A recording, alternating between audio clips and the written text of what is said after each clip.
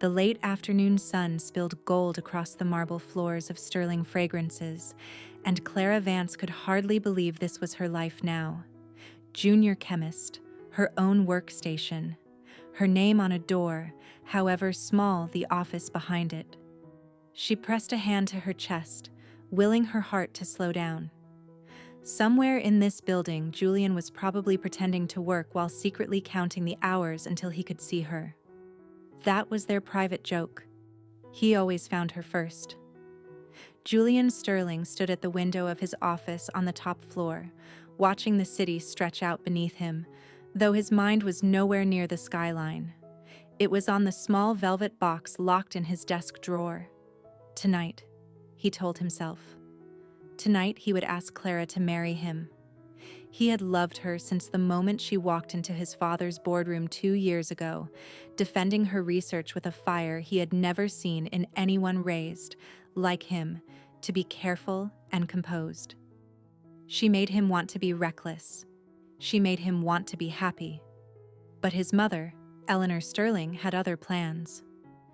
"She is beneath this family, Julian," Eleanor had said only that morning, her voice as cool as the marble beneath her heels.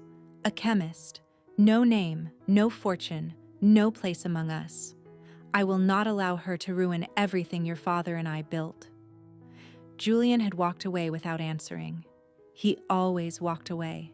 He thought that was enough. It was not. Eleanor met with Victoria Prescott that same afternoon in a private room at the Sterling Club, 2 women bound by the same cold ambition. Victoria had wanted Julian since they were teenagers, had watched him fall for a girl from nowhere with quiet, seething fury. "Leave it to me," Victoria said, smiling like a woman already victorious. "I only need one afternoon, and she will never trust him again." The plan was cruel in its simplicity. Victoria arranged to be photographed leaving Julian's private office late that evening, her hand resting against his chest, her lips close to his ear, while a hired photographer captured the angle that told only one story. Julian, exhausted from a board meeting, had merely been listening to Victoria's latest complaint about her father's company. He never saw the camera. He never saw Clara standing frozen in the hallway, the little velvet box forgotten in his desk drawer, her whole future collapsing in a single silent frame. Clara did not wait for an explanation. She did not trust herself to hear one without breaking entirely. She turned and walked away, her heels echoing down the marble corridor like a countdown to the end of everything she had believed in. By morning, she was gone. Her apartment was empty. Her phone was disconnected. A single envelope waited on Julian's desk, containing nothing but her employee badge and a folded letter that read, only, "I hope you were happy." Julian read those 5 words 100 times over the following weeks, searching for a meaning that made sense, refusing to believe Clara would leave without cause. He called every number he had for her. He hired investigators who found nothing. Eleanor watched her son unravel and said nothing of the photograph she had commissioned, nothing of the lies she had let harden into truth.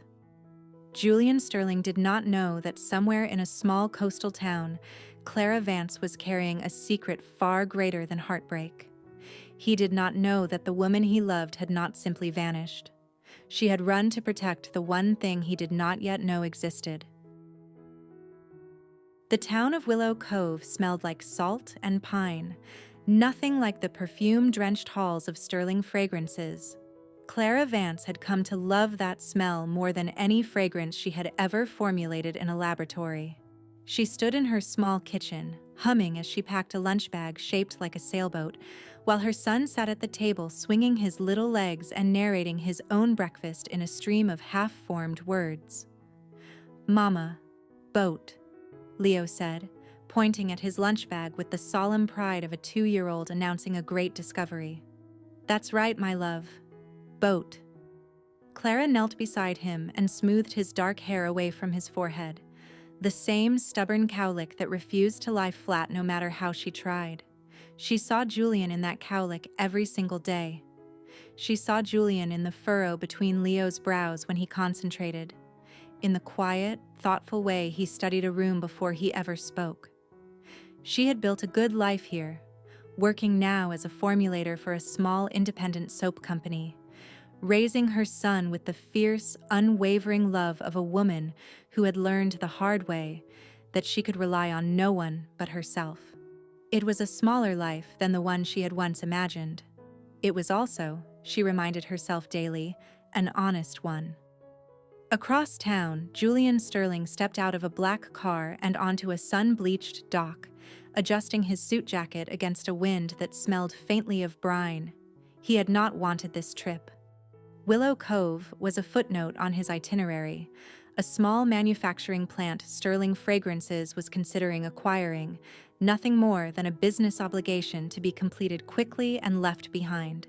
He had grown harder in 2 years, colder, some said, though never to his face. He worked 18-hour days because the alternative was silence, and in silence he still heard Clara's heels echoing away from him down that marble hallway. He had stopped trying to find her after the first year. He told himself it was closure. It was not. Julian walked along the cove toward the small manufacturing office, his mind already rehearsing the acquisition terms, when a small, determined voice cut through his thoughts. "Ball! Ball, Mama!" A little boy came barreling across the boardwalk chasing a bright red ball, tiny sneakers slapping against the wood, dark hair catching the afternoon sun. Julian stepped aside instinctively, crouching to intercept the ball before it rolled into the water, and found himself looking directly into a small face that stopped his heart cold. The boy's eyes were his own. Not similar, not reminiscent. His own, down to the exact shade of storm gray he saw every morning in the mirror. "Leo." The voice hit Julian like a physical blow, familiar in every syllable though he had not heard it in 2 years. He rose slowly, the red ball still in his hand, and turned to find Clara Vance standing 10 feet away, her face draining of all color as their eyes met for the first time since the night his world had shattered. Neither of them spoke. The wind moved between them, carrying the scent of salt water and unspoken years, while the little boy looked up at the tall stranger holding his ball with open, fearless curiosity. "Julian," Clara finally whispered, and it was not a greeting. It sounded, to his ears, almost like a confession. Julian stood frozen on the boardwalk, the red ball still clutched in his hand, staring at the woman he had spent 2 years trying to forget.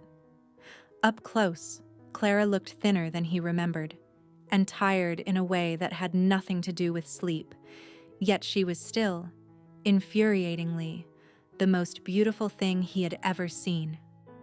"You're here," he said finally, his voice rougher than he intended. "In Willow Cove.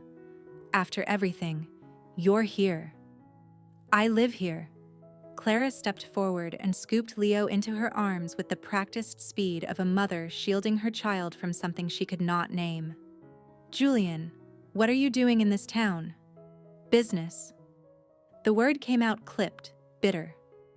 "I didn't come looking for you, if that's what you're worried about. I stopped looking for you a long time ago."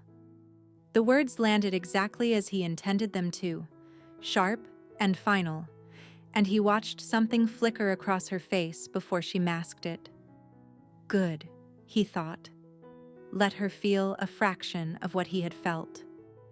"Then I hope your business goes well," Clara said quietly, already turning to leave, Leo perched on her hip and watching Julian over her shoulder with wide, unblinking eyes.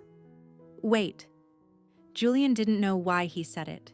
He told himself it was simple curiosity, nothing more, as he nodded toward the boy. "Is this your son?"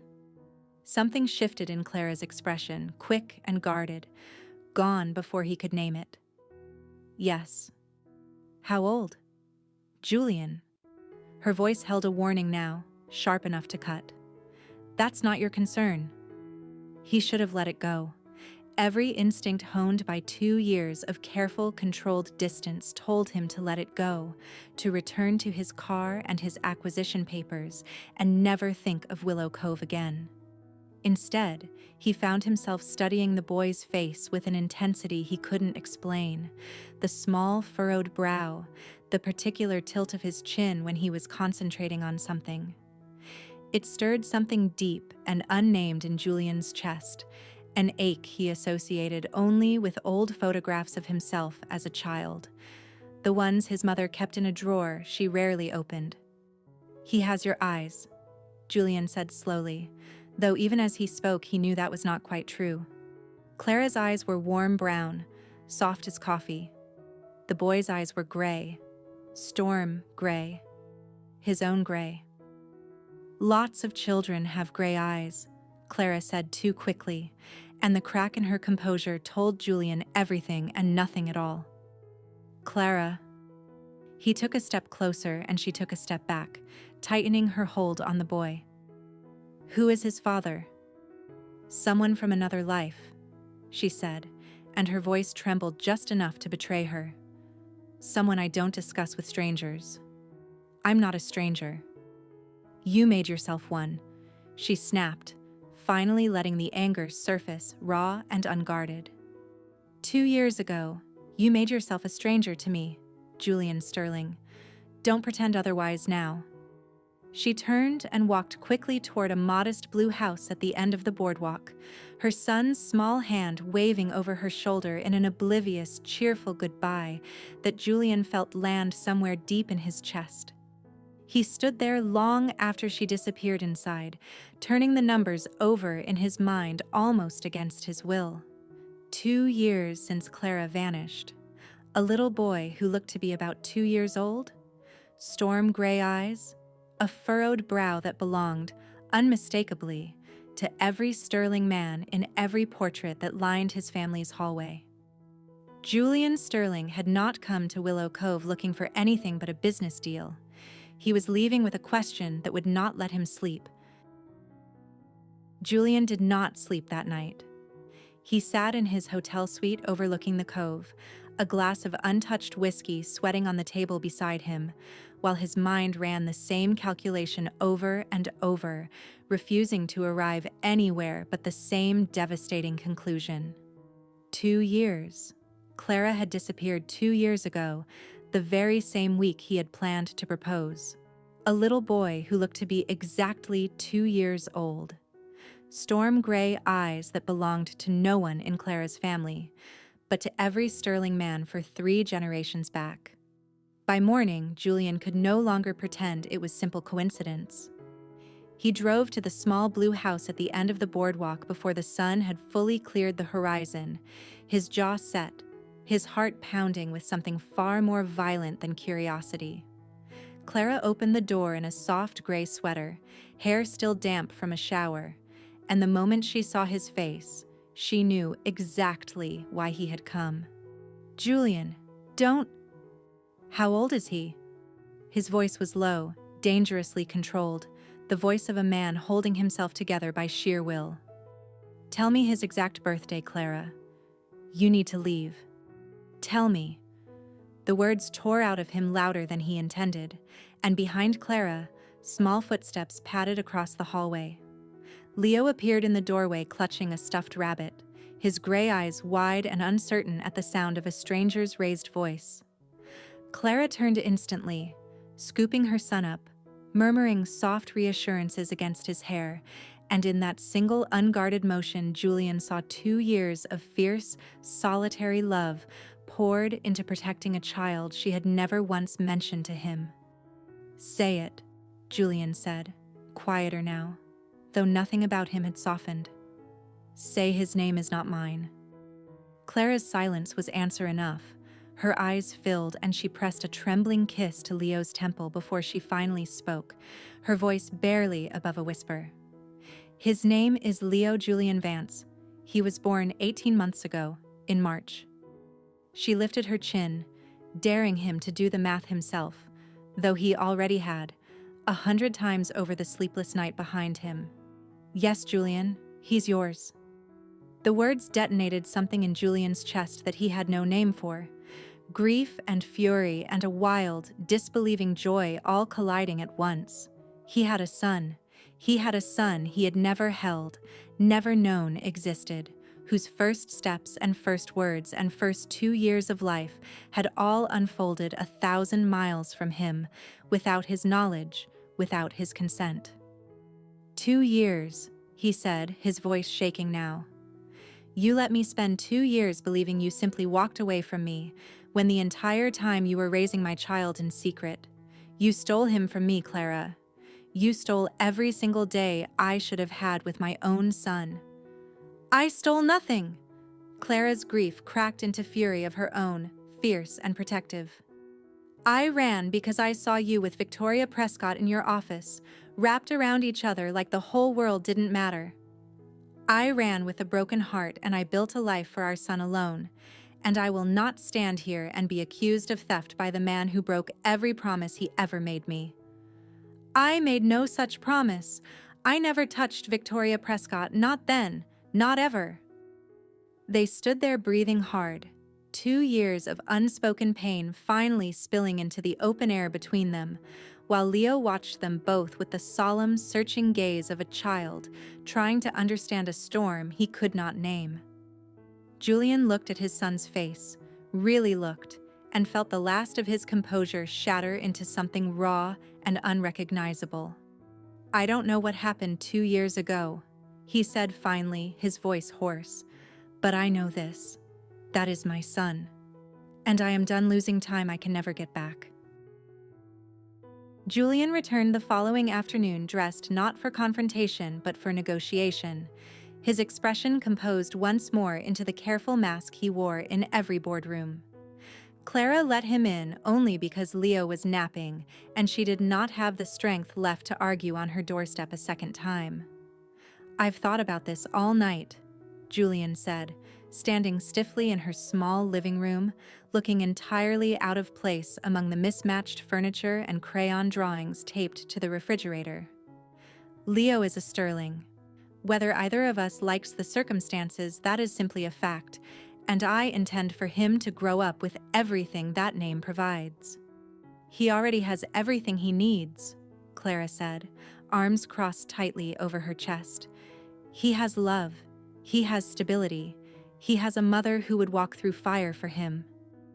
He should also have a father who is present in his life, not a stranger who appears once every blue moon for a supervised visit.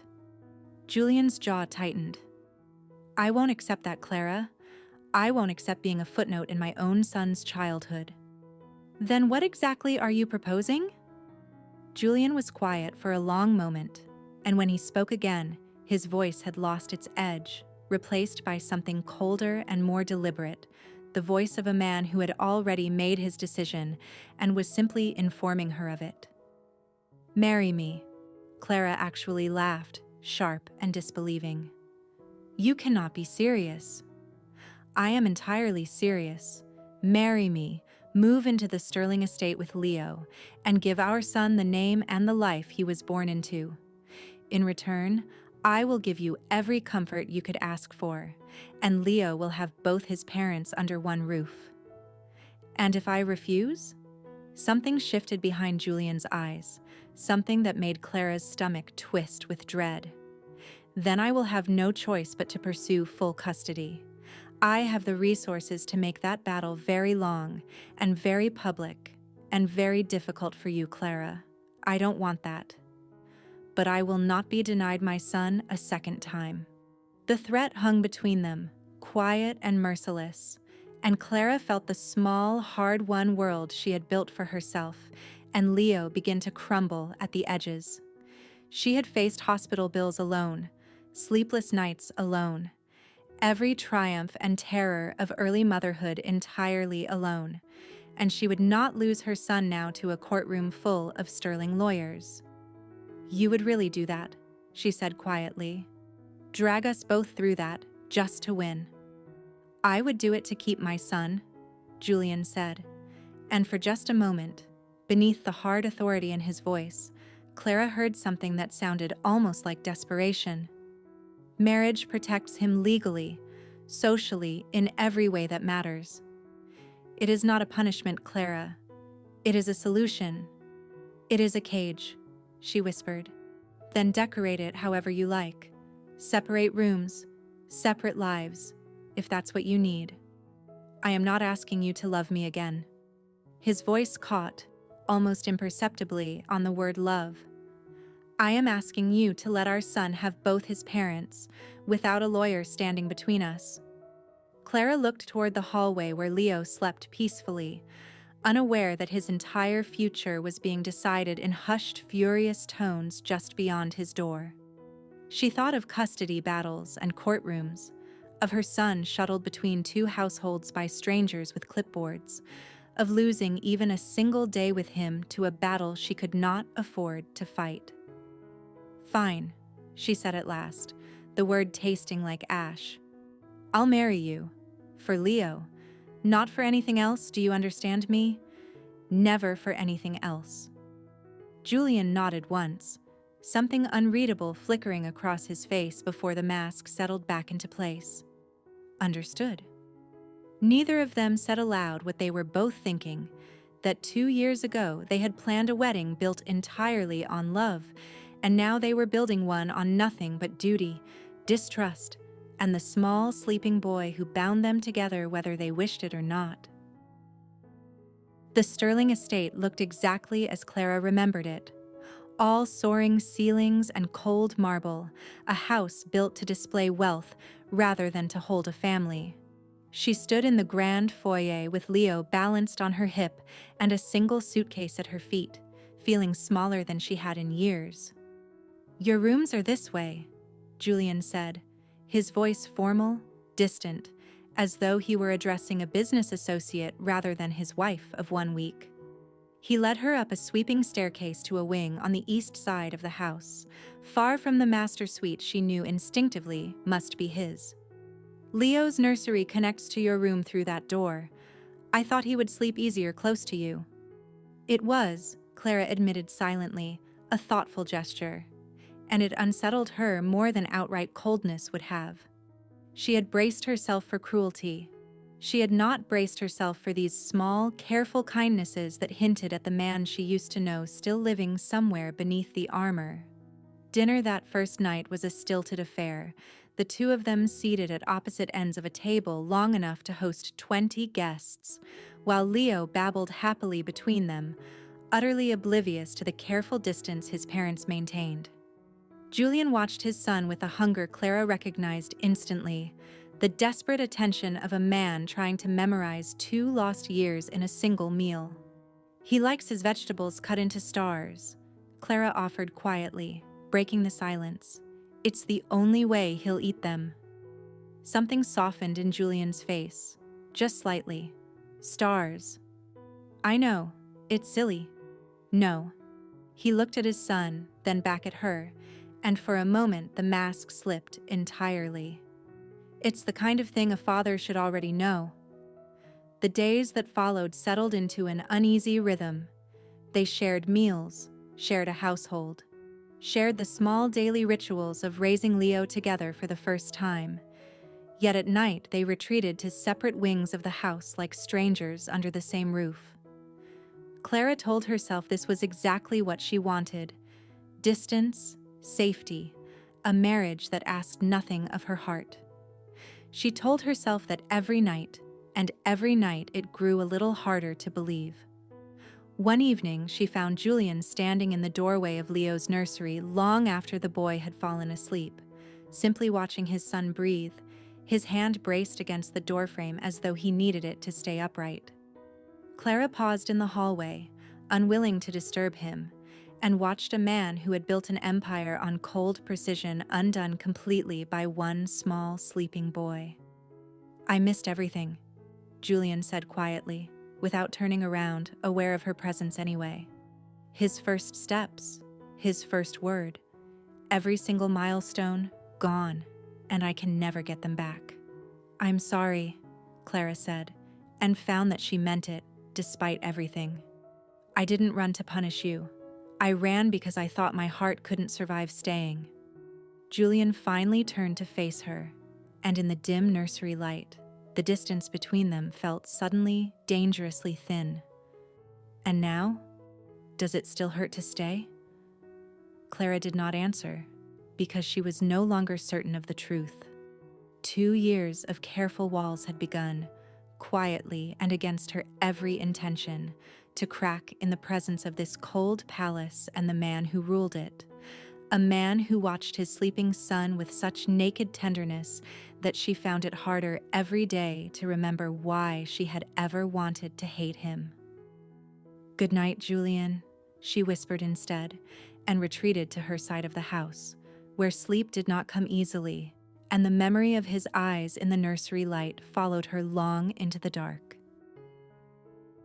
News of Julian's sudden marriage spread through Sterling's social circles within days, and nowhere did it land with more fury than in Eleanor Sterling's private study, where she sat across from Victoria Prescott with a glass of untouched sherry trembling in her hand.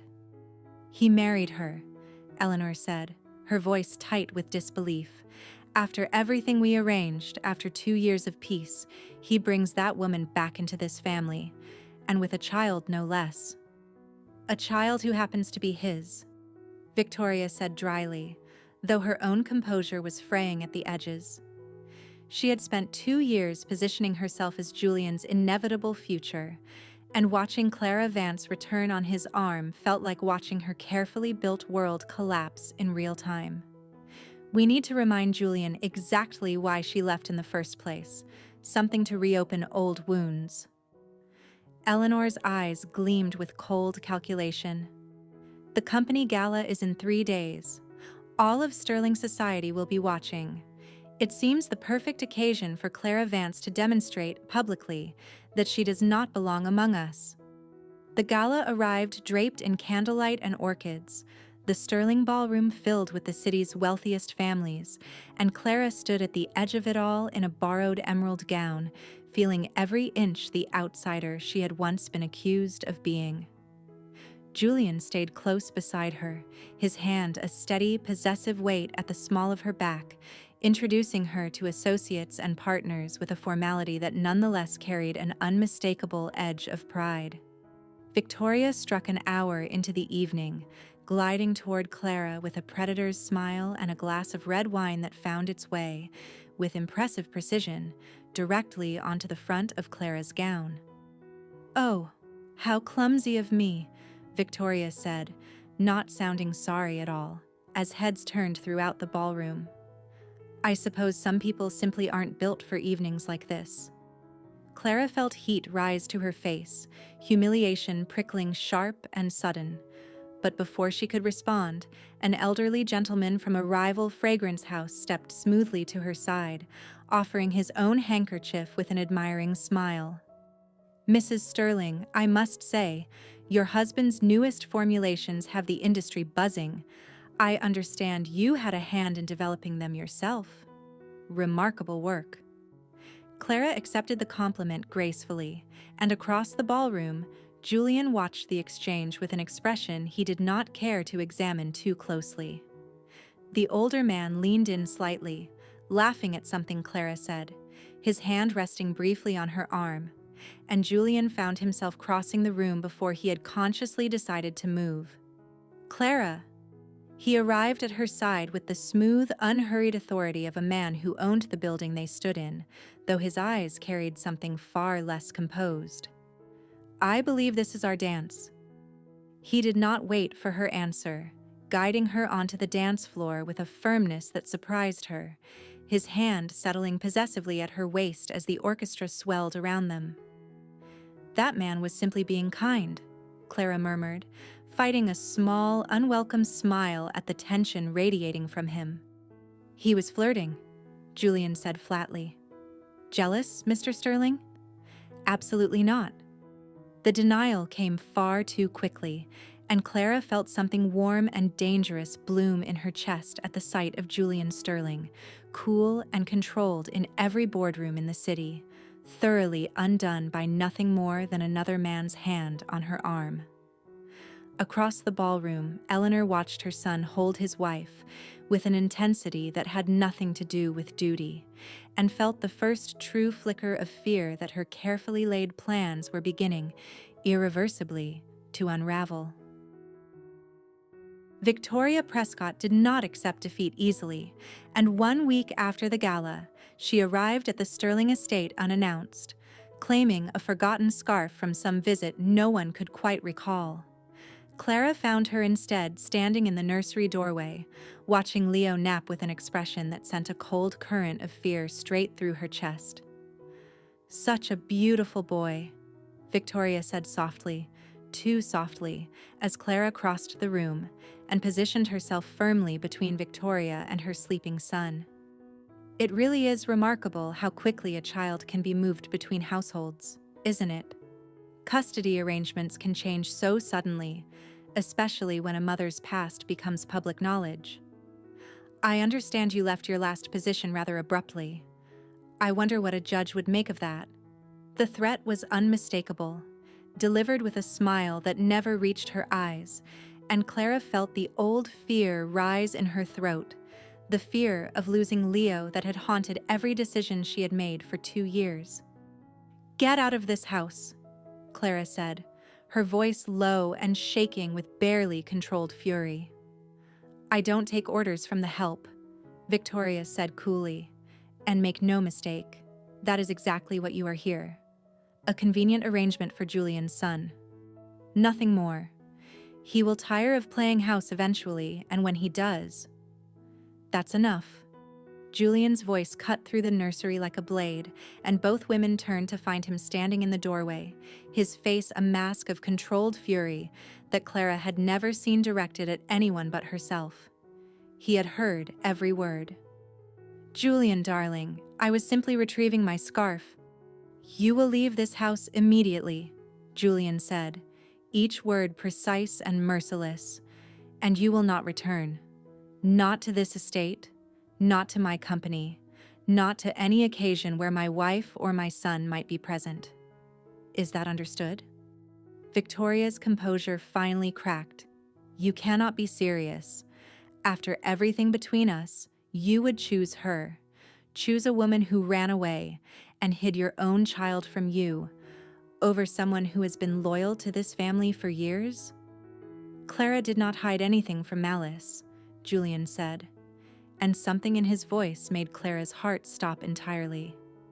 "She ran because she believed I betrayed her. A belief I am beginning to suspect was carefully, deliberately manufactured. Get out, Victoria, before I say something considerably less polite." Victoria left in a furious swirl of silk, and the sound of her heels retreating down the marble hallway echoed through the house long after the front door slammed shut. Julian remained in the doorway, breathing hard, his hands clenched at his sides, and when he finally looked at Clara, the careful distance he had maintained for weeks had vanished entirely.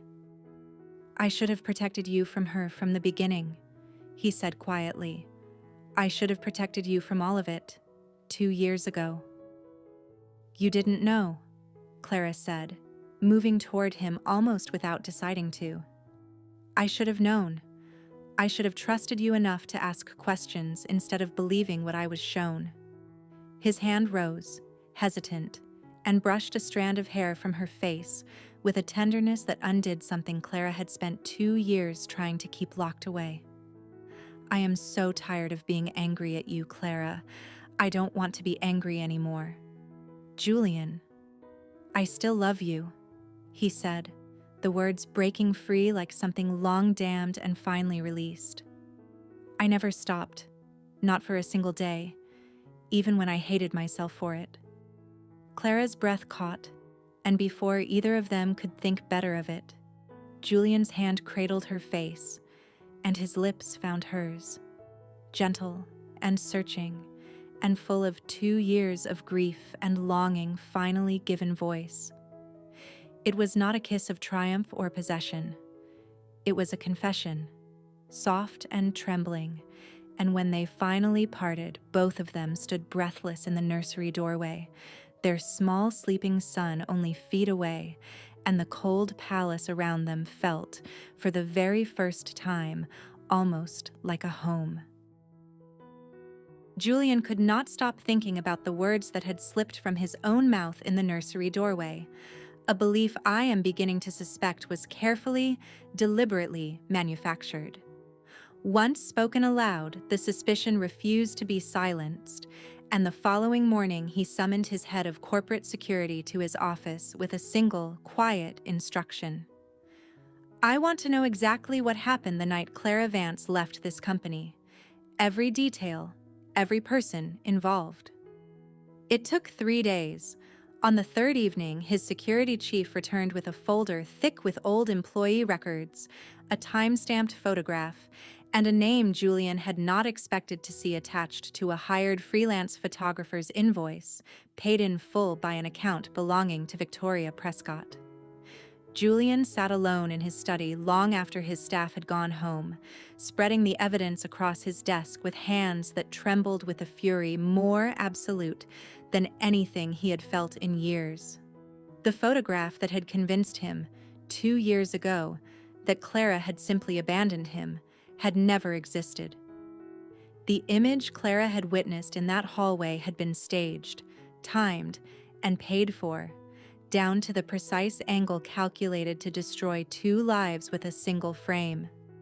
He found a second document buried beneath the first, a wire transfer from his mother's personal account to Victoria's, dated the very same week, and something inside Julian went cold and still. He confronted Eleanor in her private study the following morning, dropping the folder onto her writing desk without a word of greeting. "Explain this to me," he said, his voice dangerously quiet. Eleanor's eyes moved over the documents, and for the first time in Julian's memory, his mother's composure faltered entirely. "Julian, I did what I believed was necessary to protect this family." "You destroyed 2 years of my life," Julian said, his voice rising despite himself. "You destroyed 2 years of Leo's life, 2 years I can never recover, because you decided Clara wasn't good enough to sit at your table." "She was a chemist, Julian, a nobody with no name and no fortune." "She is my wife," Julian said, each word landing like a verdict, "and the mother of your grandson. And you orchestrated a lie so cruel, it nearly cost me both of them forever. Do you understand what you took from me? From him?" Eleanor's hands trembled around the edge of her desk. "I only wanted what was best for this family's name." "You wanted control," Julian said flatly, "and you were willing to burn my happiness to the ground to keep it. I don't know if I can forgive this, Mother. I honestly don't know." He left her study without another word, the folder of evidence clutched in his hand, his mind already racing toward the one place he needed to be. He found Clara in the garden behind the estate, watching Leo toddle unsteadily across the lawn chasing a butterfly, sunlight catching gold in her hair, and Julian stopped walking entirely, overwhelmed by everything he now understood about the woman he had wrongly blamed for 2 years of silence. She had not abandoned him. She had been driven away by a lie so carefully constructed that even he had believed it completely. Every accusation he had hurled at her, every cold word, every ounce of bitterness he had carried, had been built on nothing but his mother's cruelty and his own failure to trust the woman he loved. Clara looked up and saw his face, pale and stricken, the folder trembling slightly in his grip, and she knew instantly that whatever he had discovered had changed everything. "Julian," she said softly, rising to meet him. "What's wrong?" He crossed the garden toward her, and for the first time since she had known him, Julian Sterling looked utterly undone. Julian stopped in front of Clara in the sunlit garden, the folder of evidence still clutched in his hand, and for a long moment he could not find the words he had rehearsed the entire walk from his mother's study.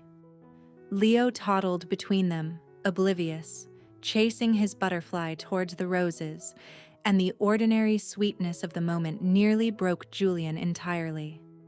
"It wasn't real," he said finally, his voice hoarse. "The photograph. That night. All of it. My mother hired Victoria to stage it. She paid for it, Clara. She orchestrated every single moment of the lie that tore us apart. And I was fool enough, proud enough, to believe it without ever once asking you for the truth." Clara's hand rose to her mouth, 2 years of grief and confusion finally resolving into a devastating, clarifying grief of an entirely different kind. "I saw her hands on you. I saw it with my own eyes." "You saw exactly what they wanted you to see," Julian said, closing the distance between them. "I am so sorry, Clara. I am sorry I didn't chase after you harder. I am sorry I let 2 years pass, believing the worst of you instead of trusting the woman I loved. I am sorry for every cold word I said to you in this house, every accusation, every night I made you sleep alone when you deserved so much better than the stranger I let myself become." "Julian, let me finish." His voice trembled, stripped entirely of the careful control he wore like armor in every boardroom in the city. "I love you. I have never stopped loving you, not for a single day. Not even when I told myself I hated you. You are the bravest, most extraordinary woman I have ever known, and you raised our son with a strength I can barely comprehend, entirely alone, because of a lie my own family constructed to destroy you. I don't deserve a second chance, but I am asking for one anyway, with my whole heart, because I cannot imagine one more day of this life without you truly beside me."